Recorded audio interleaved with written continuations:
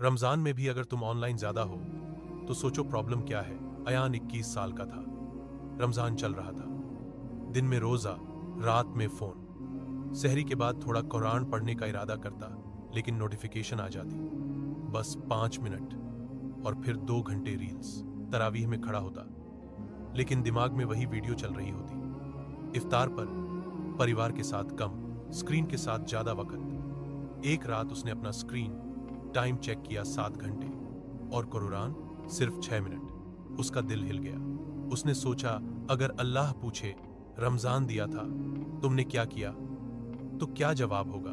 उस रात अयान ने फोन साइड रखा, अलार्म लगाया फज्र के बाद, 20 मिनट सिर्फ कुरान के लिए। अगला दिन आसान नहीं था, लेकिन सुकून ज्यादा था। उसने समझा रमजान सिर्फ रोजा नहीं, प्राथमिकताओं को बदलने का महीना है। और शायद सबसे बड़ा जिहाद अपने फोन से है।